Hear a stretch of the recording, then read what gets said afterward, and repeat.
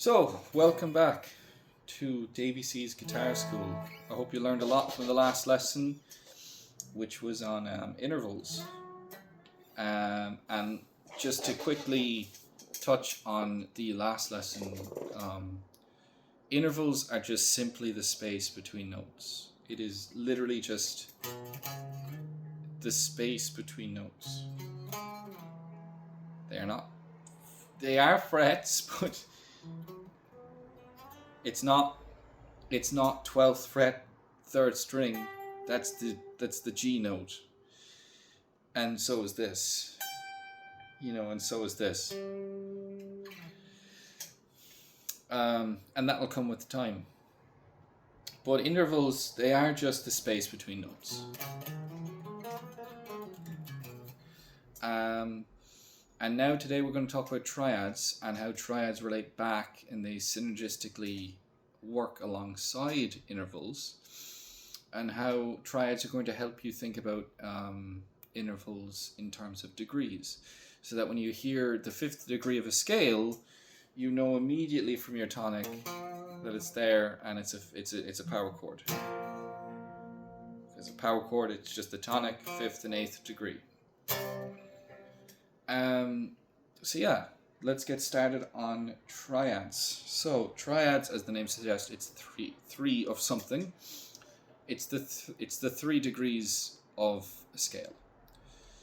And today we're just going to be looking at major and minor triads, because the other ones are a bit trickier and I don't want to overload, and I want to keep these lessons quite condensed and digestible. So if we're in C and I want to play a C major triad, the thing is, a lot of you have probably played a C major triad without even knowing it when you first pick up the guitar, and you probably watched a Marty Schwartz video and learned to do this. You learned how to play a C chord, or you learned how to play an A chord, or a D chord, or a G.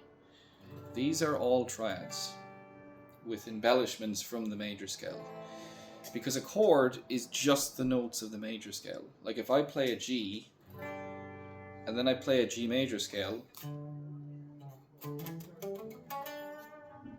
or G's here, so my G chord is just these notes, and the triad feeds into that. So how do you play a triad? So let's say, for argument's sake, we are in G, and I want to play my G major triad, just like I want to play my G major chord.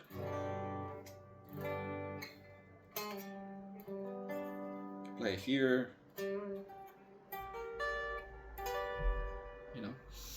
you take the major 3rd and 5th degrees of the scale and play them on the ascending strings. So I'll show you how to do that. So we're in G. So the first thing you want to do is go up a major 2nd, like we did in the last lesson. So it's just up 2 frets. And then another 2 frets, or a whole step, up to our major 3rd. And we're 50% of the way there already. And then the next thing we have to do is find our 5th degree. 1, 2, 3, 4, 5. And lo and behold, there's our 5th degree. And there's our major triad, which is oddly familiar to our G major scale, our G major chord.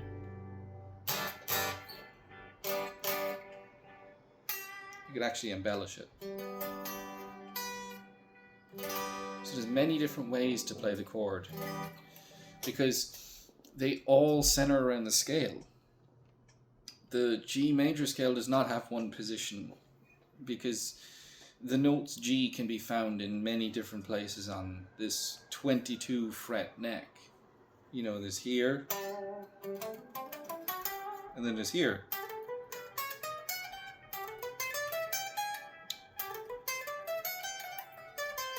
I made a balls of that, but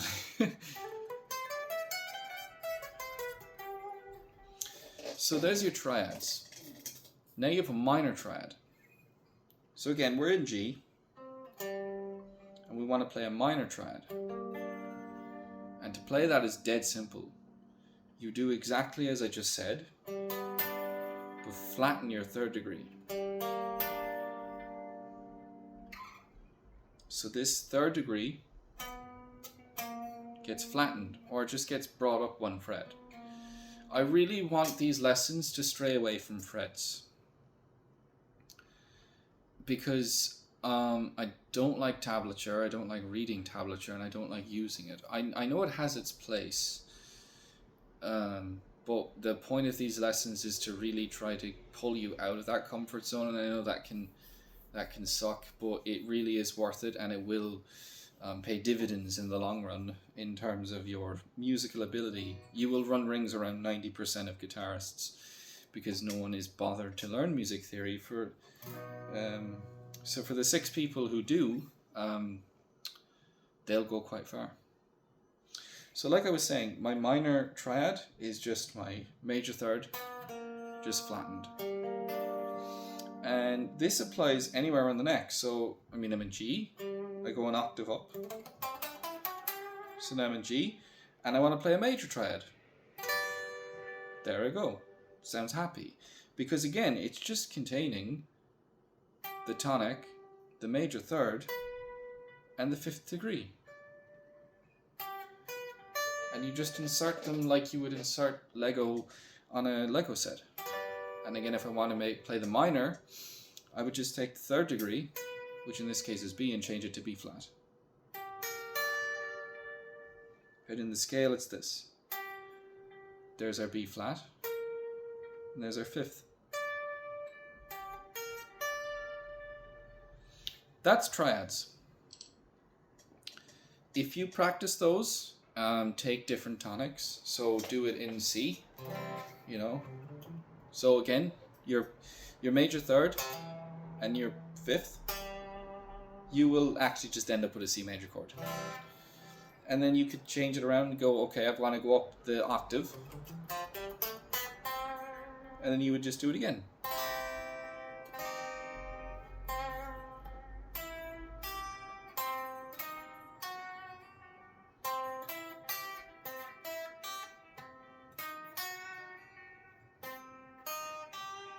So the way to play triads is by basically utilizing the intervals.